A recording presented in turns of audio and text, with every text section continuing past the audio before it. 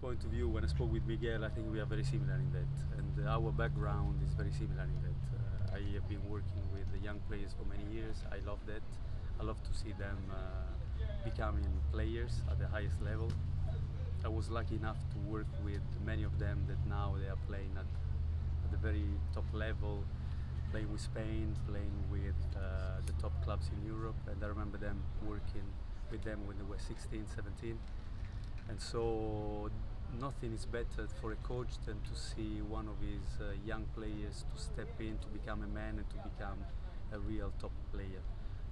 I hope that many of those players will be here in Charlotte, and there's nothing better for a coach than to see a young player to make a debut and to establish himself as a first team player for the first team. We're trying to develop a club rather than a first team or a academy, so the integration is really important, and we all know the benefits to having and developing your own players.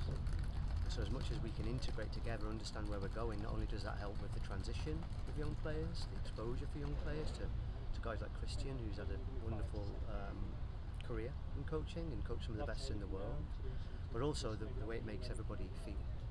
And so for us, this is the most important thing. The academy is a vital part of every club at any level. So for Charlotte to be able to develop a good academy, an academy that can produce players, it's a vital part of the job. Obviously it will require time, it will require patience, but we are all determined to produce players for this football club.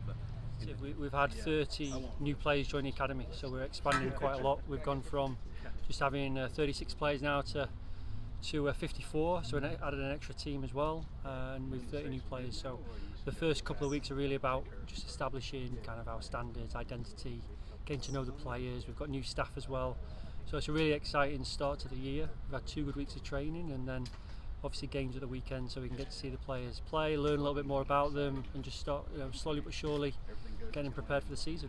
It's a team that is developing, it's a team that is forming at the moment, so guys are quite young, we need to be patient, we cannot put too much pressure on them.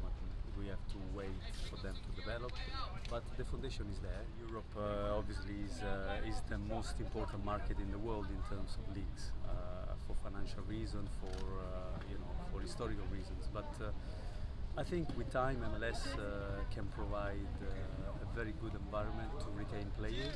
Even now there are a lot of young players that from all over the world that would want to come here, especially from South America.